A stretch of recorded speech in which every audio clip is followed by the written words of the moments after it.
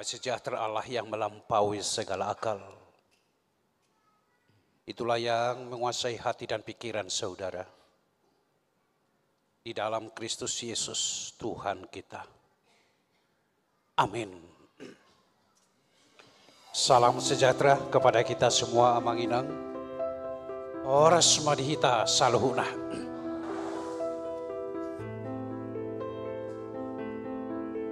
Sebelum saya membacakan firman Tuhan, nas khotbah di minggu ini amanginang, saya akan mulai dengan membacakan sebuah pantun untuk kita semua. Boleh kan? Boleh nanti direspon dengan cakap. Burung merpati terbang di awan,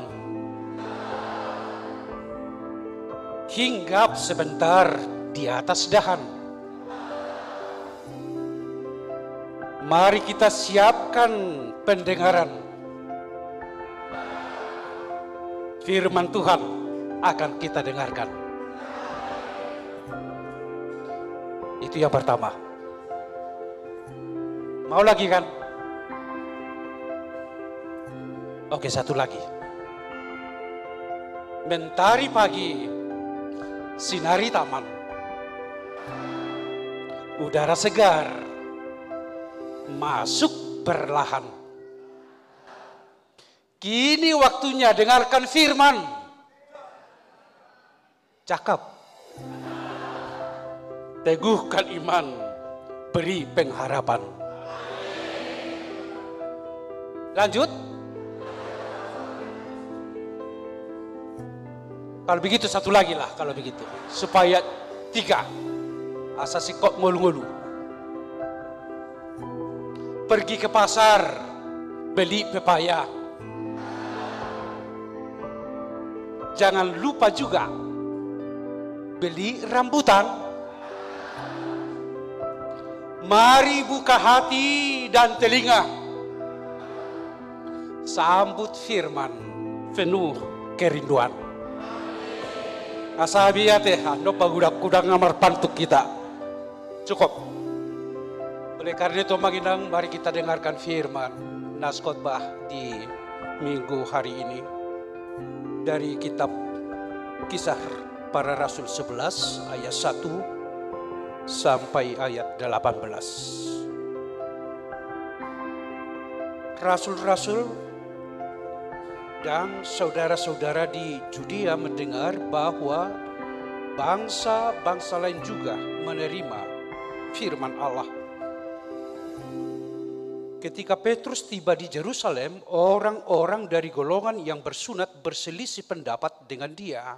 Kata mereka, engkau telah masuk ke rumah orang-orang yang tidak bersunat dan makan bersama-sama dengan mereka. Tetapi Petrus menjelaskan segala sesuatu berturut-turut katanya. Aku sedang berdoa di kota Yope. Tiba-tiba rohku diliputi kuasa ilahi dan aku melihat suatu penglihatan. Suatu benda berbentuk kain lebar yang tergantung pada keempat sudutnya diturunkan dari langit sampai di depanku. Aku menatapnya dan di dalamnya aku lihat segala jenis binatang berkaki 4 dan binatang liar dan binatang menjalar dan burung-burung. Lalu aku mendengar suara berkata kepadaku, bangunlah hai Petrus, sembelihlah dan makanlah. Tetapi aku berkata, tidak Tuhan, tidak. Sebab belum pernah sesuatu yang haram dan yang tidak tahir masuk ke dalam mulutku. Akan tetapi, untuk kedua kalinya suara dari sorga berkata kepadaku, apa yang dinyatakan halal oleh Allah, tidak boleh engkau nyatakan haram. Hal itu terjadi sampai 3 kali, lalu semuanya ditarik kembali ke langit. Dan seketika itu juga 3 orang berdiri di depan rumah di mana kami menumpang. Mereka diutus kepadaku dari Kaisaria. Lalu kata Roh kepadaku, pergi bersama mereka dengan tidak bimbang. Dan ke-6 saudara ini menyertai aku. Kami masuk ke dalam rumah orang itu. Dan ia menceritakan kepada kami bagaimana ia melihat seorang malaikat berdiri di dalam rumahnya dan berkata kepadanya, suruhlah orang ke Yope untuk menjemput Simon yang disebut Petrus. Ia akan menyampaikan suatu berita kepada kamu yang akan mendatangkan keselamatan bagimu dan bagi seluruh isi rumahmu. Dan ketika aku mulai berbicara, turunlah Roh Kudus ke atas mereka, sama seperti dahulu ke atas kita. Maka teringatlah aku akan perkataan Tuhan. Yohanes membaptis dengan air, tetapi kamu akan dibaptis dengan Roh Kudus. Jadi jika Allah memberikan karunia-Nya kepada mereka sama seperti kepada kita pada waktu kita mulai percaya kepada Yesus Kristus, bagaimanakah mungkin aku mencegah dia? Ketika mereka mendengar hal itu, mereka menjadi tenang, lalu memuliakan Allah. Katanya, jadi kepada bangsa-bangsa lain juga Allah mengaruniakan pertobatan yang memimpin kepada hidup. Sekali lagi, ini akan saya baca ayat 18. Lalu memuliakan Allah. Katanya, jadi kepada bangsa-bangsa lain juga Allah mengaruniakan pertobatan yang memimpin kepada hidup. Demikian Amang Inang saudara-saudara yang dikasihi. Yang mana? Firman Tuhan. Nyanyikanlah nyanyian baru bagi Tuhan. Cantate. Inilah nama minggu kita saat ini, saudara-saudaraku. Cantate. Sebuah ajakan, sebuah undangan kepada seluruh orang percaya untuk menyanyikan nyanyian yang baru bagi Tuhan. Sangat dalam makna yang terkandung dalam ajakan ini. Karena sesungguhnya ini bukan hanya persoalan emosi yang terpuaskan atau perasaan. Namun lebih dari itu saudara-saudaraku, ada di sana pengakuan iman. Ada di sana satu deklarasi iman tentang bagaimana Tuhan, keagungan Tuhan, penyertaan Tuhan. Dan bagaimana Tuhan yang bertindak berkarya menyelamatkan kehidupan setiap orang. Sehingga dengan pengalaman seperti itulah mereka menyanyikan sebuah nyanyian yang baru. Yang kita katakan cantate.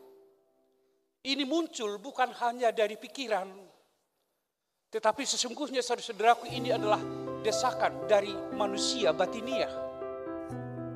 Atau ini adalah buah spiritualitas, monopartodion. Dan itulah yang menjadi stimulus dari nyanyian baru. Atau yang kita katakan dengan cantate, saudara-saudara. Itu berkaitan langsung dengan pengalaman hidup. Apa yang dirasakan. Apa yang terjadi di dalam kehidupan. Dia melihat di sana ada Tuhan yang menyertainya. Di sana ada Tuhan yang menyelamatkannya, yang memenangkannya.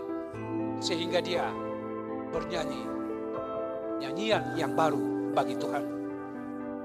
Barangkali saudaraku, kita memiliki pengalaman hal yang sama. Kita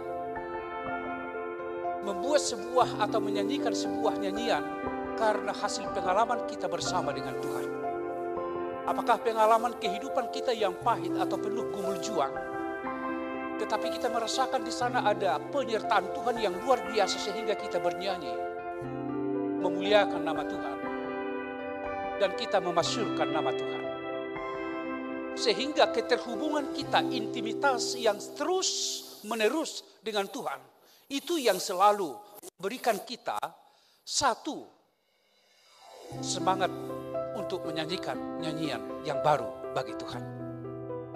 Katakanlah kalau saya tanya yang berulang tahun hari ini, 70-75 tahun, gereja kita memberikan mereka ulos sebagai doa dari gereja kita supaya mereka panjang umur, diberikan Tuhan kekuatan. Dan tentu mereka feedback ke belakang, saya bisa ada 70, 75 tahun, 80, bukan karena kuat kuasa saya, tapi ini adalah penyertaan Tuhan. Sehingga mereka bernyanyi bagi Tuhan, kami puji Tuhan karena Dialah yang memberikan kami kehidupan.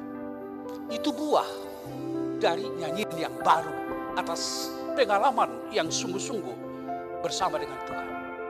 Dan kalau hari ini gereja kita akan memberangkatkan satu orang sintua memasuki masa pensiun, tentu ini juga menjadi stimulus dari nyanyian yang baru.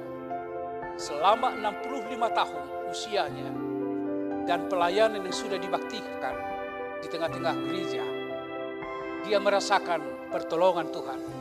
Dia merasakan dia dimampukan oleh Tuhan untuk menjalaninya. Dan dia melihat Tuhan selalu menyertainya dalam kehidupan. Sehingga dia bernyanyi bagi Tuhan. Inilah semua yang dikatakan dengan nyanyian yang baru itu, saudara-saudaraku. Dalam nas firman Tuhan hari ini yang menyapa kita, nas khotbah. Nyanyian yang baru dinyanyikan oleh setiap orang percaya karena ayat 18. Apa itu, saudara-saudaraku? Jadi kepada bangsa-bangsa lain juga Allah mengaruniakan pertobatan yang memimpin kepada hidup. Ini adalah deklarasi iman dari rasul-rasul. Di mana ketika itu ada kecurigaan. Di mana ketika itu ada tembok-tembok pemisah, diskriminasi. Diskriminasi karena daerah, budaya atau suku. Ada diskriminasi. Yang mengatakan bahwa hanya orang Yahudi lah yang menerima keselamatan. Di luar Yahudi tidak ada keselamatan. Hanya orang yang melakukan tuntutan hukum Taurat, katakanlah salah satu contoh, yang sedang dan sudah disunatlah, yang akan diselamatkan. Tetapi yang tidak disunat tidak akan diselamatkan. Antara Petrus dan teman-temannya sebelumnya ada kecurigaan. Karena apa? Karena Petrus menyampaikan firman Tuhan kepada non-Yahudi dan makan bersama dengan non-Yahudi. Yang dikatakan mereka itu adalah lain, tidak masuk dalam kerajaan Allah. Sehingga secara politik, secara hubungan tidak ada kepada mereka. Karena mereka adalah berdosa. Tetapi ke sana Petrus pergi menjumpai keluarga Kornelius. Dan di sana Kornelius dan keluarganya percaya kepada Tuhan. Setelah mendengarkan pimpinan arahan dari Roh Kudus, firman Tuhan diberitakan di sana. Sehingga mereka percaya kepada Injil itu sendiri. Bangsa lain yang bukan bangsa Israel percaya kepada Tuhan. Itulah sesungguhnya yang disampaikan oleh Petrus kepada teman-temannya untuk menghilangkan kecurigaan. Bahwa ini bukan karena saya, ini bukan pikiran saya, tetapi saya dituntun oleh Roh Allah untuk menyampaikan kabar baik kepada mereka supaya mereka bertobat. Apa saya salah? Apakah saya harus dicurigai? Apakah saya harus dihukum dengan ini semua? Dengan tradisi yang ada pada ketika itu tidak boleh. Makan pun tidak boleh. Berbicara juga, hubungan adat tidak ada. putus hubungan dengan mereka. Tetapi sekarang lewat Injil Tuhan melalui Roh Kudus disampaikan oleh Petrus sehingga mereka percaya kepada Tuhan. Itulah saudaraku, di ayat 18 mereka memuliakan Allah. Pada akhirnya kecurigaan itu sudah sirna. Kelompok-kelompok itu tidak ada lagi. Diskriminasi itu lagi tidak ada lagi. Tetapi mereka yang ada memuliakan Allah. Dan karena Allah memberi pertobatan, mengaruniakan pertobatan kepada bangsa-bangsa lain juga. Yang dianggap, yang dilihat dulu tidak akan diselamatkan. Tapi sekarang juga mereka diselamatkan oleh Tuhan. Itulah pujian katanya. Bila ada satu orang yang berdosa dan percaya kepada Tuhan, itulah sukacita surgawi di tengah-tengah kehidupan spiritualitas kita. Dalam konteks kita, saudara-saudaraku, kita bersyukur kepada Tuhan. Bangsa kita kaya di dalam perbedaan. Berbeda di dalam maupun suku, maupun budaya, maupun status sosial. Di Jakarta kita hidup berdampingan dengan mereka yang tidak satu kepercayaan dengan kita. Ada Jawa, ada Sunda, ada Betawi, semuanya. Ini pusat dari perbedaan di mana kita hidup sekarang. Apakah kita curiga kepada mereka? Mencurigai mereka? Saudaraku, menjadi salah satu seruan kepada kita, bagaimana kita hidup berdampingan secara baik dengan semua orang. Itulah pesan dari firman Tuhan ini kepada kita. Tidak saling mencurigai. Karena ketika bibit kecurigaan itu menggerogoti kehidupan seseorang atau kelompok, maka di sana akan jauh dari kedamaian, dari kenyamanan di tengah-tengah kehidupan. Oleh karena itu, Mang Inang, firman Tuhan mengajak kita, bangsa lain juga diselamatkan. Itu artinya, mari kita membangun relasi yang akrab dengan semua orang. Apakah mereka kulit hitam, putih atau coklat? Mari kita hidup berdampingan di dalam saling menerima, saling menghargai, dan saling mengakui kehidupan, kedaulatan, martabat kemanusiaan yang diciptakan Allah. Mereka diselamatkan sama seperti kita diberikan keselamatan, saudara-saudaraku. Marilah itu berdampingan dengan semua orang, dengan semua budaya yang berbeda, dengan semua kepercayaan yang berbeda. Karena itulah Injil universal kepada kita semuanya.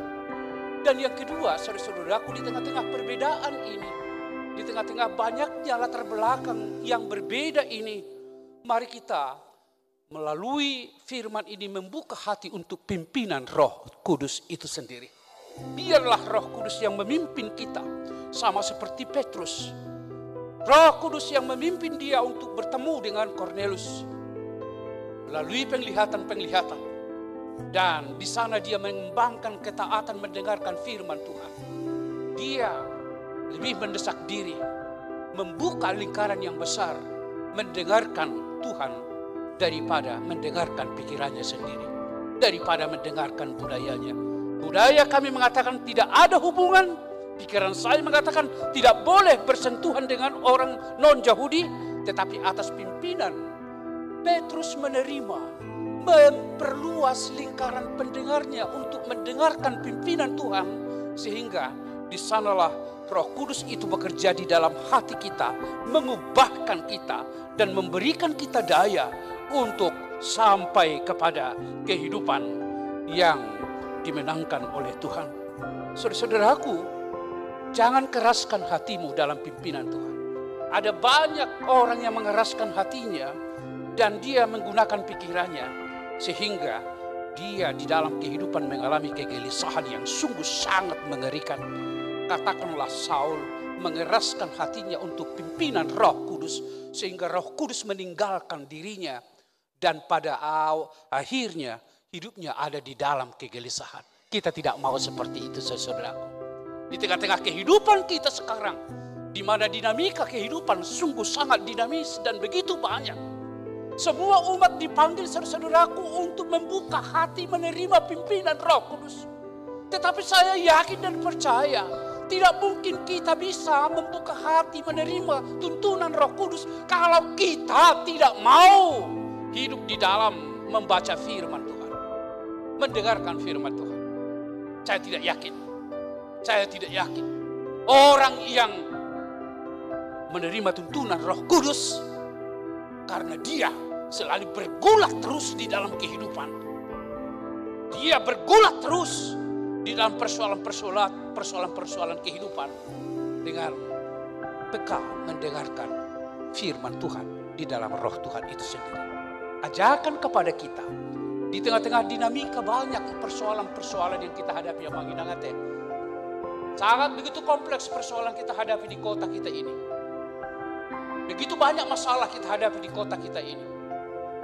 Persoalan ekonomi lah, persoalan keluarga, persoalan pekerjaan, persoalan yang lain. Itu menekan jiwa kita.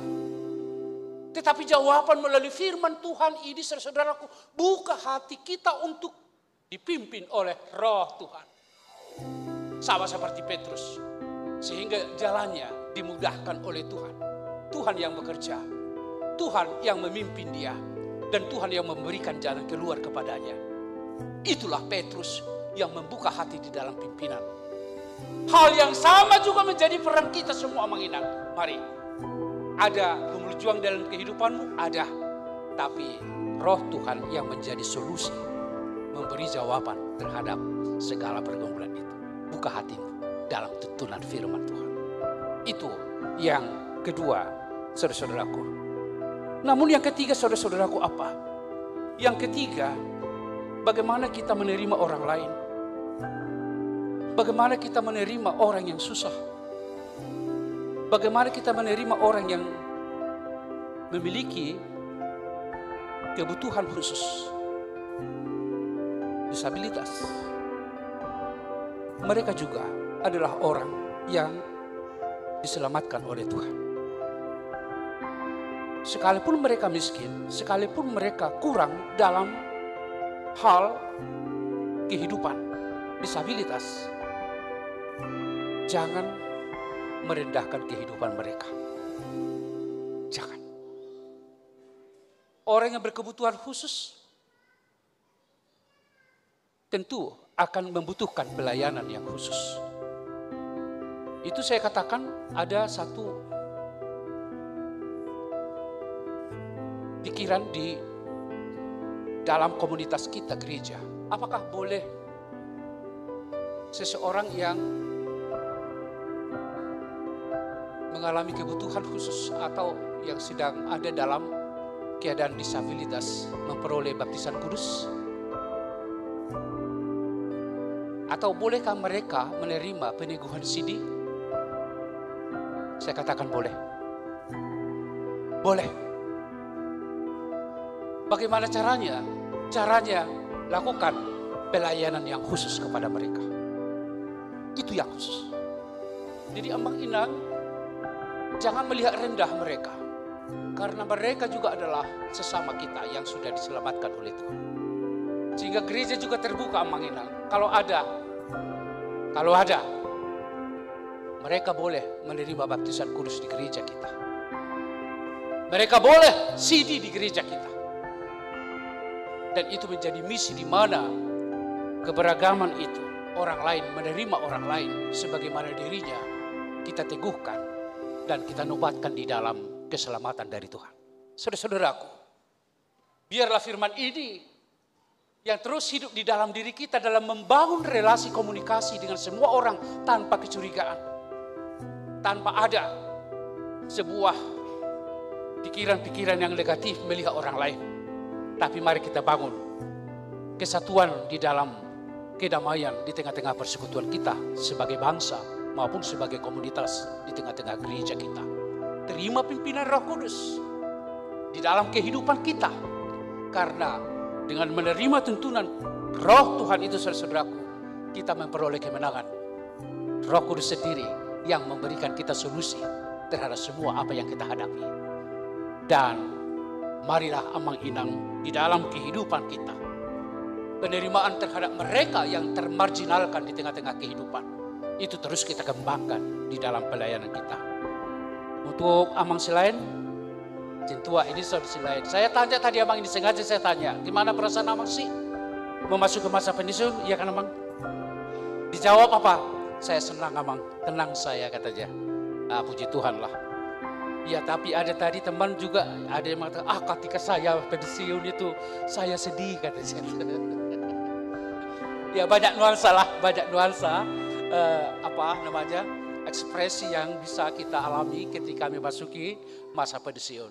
Tetapi apapun itu Amang, dan sekecil apapun yang Amang lakukan, layani di dalam pelayanan atas kehendak Tuhan, itu menjadi sukacita besar bagi Amang. Selama memasuki masa pensiun nanti Amang sehat-sehat, menang terbarsahit tonon, jumpa juga berbarsahit. Jangan, harus semangat terus, dan Inang juga ya, harus semangat terus dalam pelayanan.